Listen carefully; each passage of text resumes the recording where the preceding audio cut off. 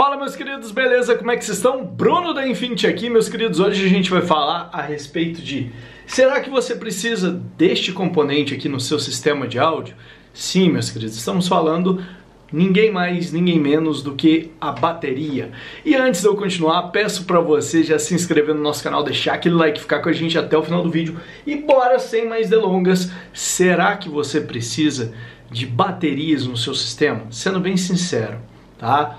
Então, o que acontece? Existem uma infinidade de modelos de projeto de som automotivo. Som automotivo náutico, som automotivo residencial, som automotivo profissional e o bom e velho som automotivo ali no carro, né? Ou na carretinha, ou no paredão. Cara, são muitas formas de você montar um projeto utilizando equipamentos de áudio para uso destinado a uso automotivo. E aí vem a dúvida: será que eu preciso deste carinha aqui? Da boa e velha bateria, ou não tão boa? Será que é boa para o seu projeto? Vamos lá, primeira coisa, qual que é a função da bateria no sistema de áudio? São duas funções. Você pode utilizar ela tanto para suprir a energia de forma estacionária. Vou traduzir para vocês. O que seria a energia de forma estacionária? Seria a energia de forma constante por um longo período. Quer dizer que a bateria tem que ser necessariamente estacionária? Não. As baterias automotivas, elas possuem também capacidade estacionária. Embora não seja a finalidade dela, já você vai entender por que a bateria automotiva é até melhor para som automotivo. E vamos falar aqui um pouquinho a respeito da segunda finalidade da bateria num projeto de som automotivo, que seria suprir picos. Bruno, a bateria é o componente mais adequado para suprir picos? Não. O mais adequado seria um ultracapacitor. Hoje nós temos, felizmente, de forma acessível no nosso mercado, ultracapacitores que vão, além de durar muito mais em termos de longevidade, vão fazer esse papel de suprir picos com uma excelência muito maior do que a bateria. Até poucos anos atrás, nós não tínhamos um capacitor de capacitância real suficiente para suprir sistemas de áudio. Então o que acontecia? A gente até tinha aqueles capacitores ali no Mercado Livre, né? Aqueles mega capacitores de 2 farads que não dava nem para manter uma luz acesa por 10 segundos e, nossa, os vendedores arrepiavam no marketing. Aquilo lá, infelizmente, na prática, não passava de puro charlatismo. Não passava mesmo. Já tem vídeos aqui no canal desmitificando aquele tipo de mega capacitor, né? Hoje nós temos os ultracapacitores, que são bancos de ultracapacitores. Eu, por exemplo, utilizo aqui um banco com 18 ultracapacitores de nada menos do que 3.000 farads em série paralelo, tá? Então, a capacitância total do meu banco de capacitores é de 1.800 farads, considerando ali, né, a diminuição da capacitância por conta de estarem ligados em série, cada 6 deles, aí em paralelo com mais 6 em série e posteriormente em paralelo com mais 6 em série, resultando assim em 18 ultracapacitores. Para vocês terem uma noção, com esses ultracapacitores, eu tenho energia disponível até mesmo para desligar todas as fontes, desligar a bateria e manter o som aqui do estúdio tocando por alguns minutos. Ah, mas minutos é muito pouco. Cara, mas não é para ele ter a função estacionária. Quem tem a função estacionária é a bateria. O ultracapacitor é só para suprir pico. E se ele é só para suprir pico e ainda assim consegue manter o som tocando por alguns minutos, isso significa que ele está muito bem dimensionado. Só para deixar claro, ok, meus queridos? Então, a bateria automotiva, sem ser necessariamente estacionária, ela é muito boa, porque ela consegue, de certo modo, ela foi fabricada para suprir alguns picos de corrente.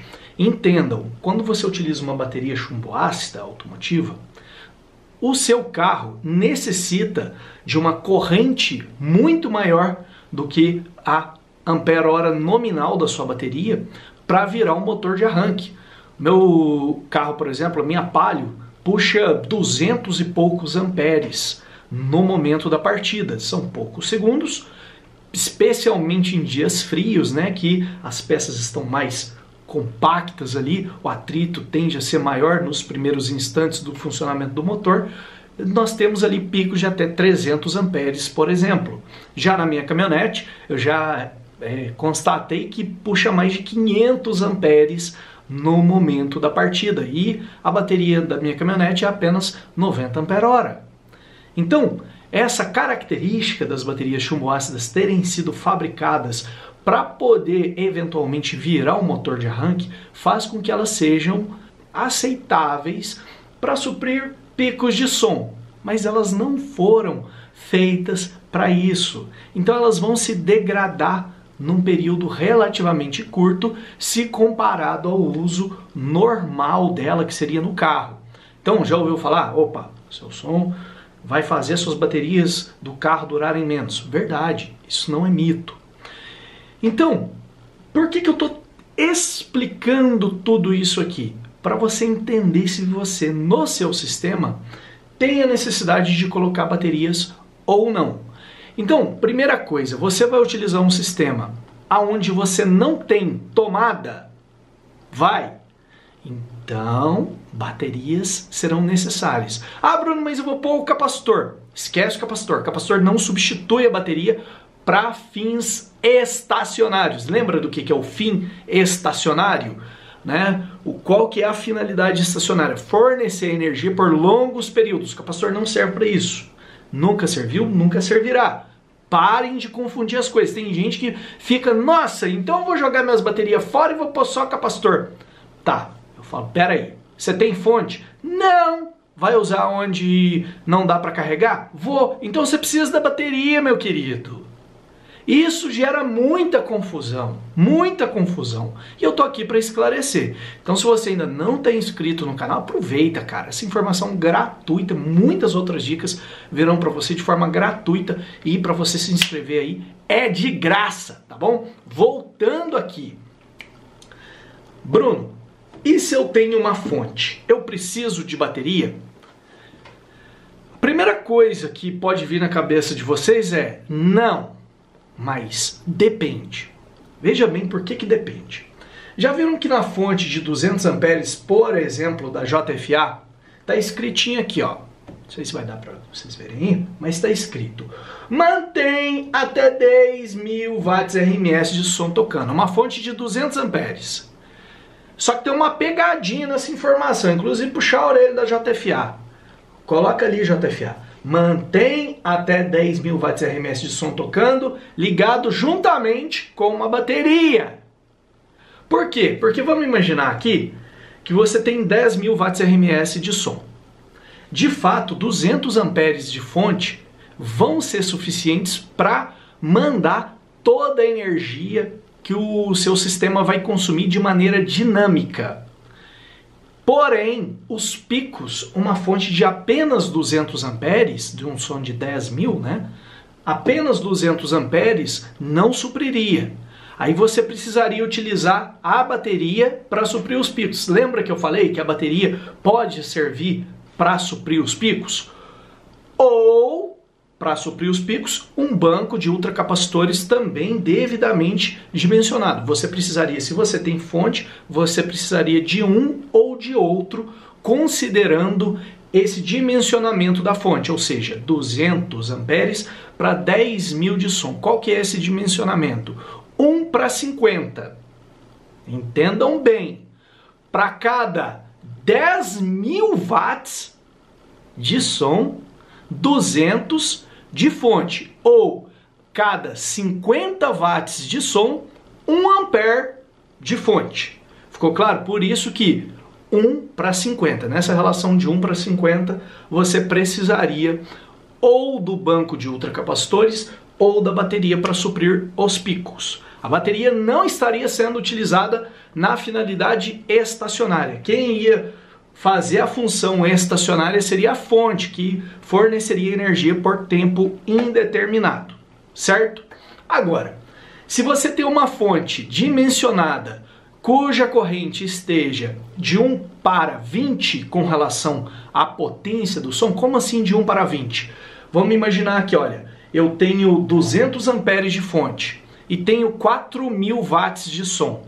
Então, 4.000 dividido por 20 daria 200, certo? Então, nessa relação de 1 para 20, sendo 20 watts de som, 1 ampere de fonte, você já nem precisaria mais da bateria, porque a fonte já estaria apta para suprir os picos de demanda do sistema. Tá entendendo? Então, nesse caso, você não precisaria da bateria de forma alguma. Pode só espetar a fonte ali, né, no seu sistema, põe a fonte na tomada, desde que ela esteja dimensionada dessa forma, né, como eu expliquei, para cada 20 watts RMS, 1 ampere. Então, só fazer a continha. Pega o seu som, a potência total do seu som, divide por 20.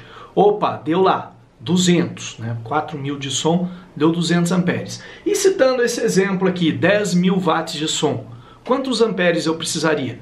Pega 10.000, divide por 20. Você precisaria de 500 amperes de fonte para não depender nem de bateria, nem de ultracapacitor, certo? Para o seu som poder tocar apenas com a fonte. Então é isso, meus queridos, não tem mais o que explanar nessa explicação, como eu costumo dizer.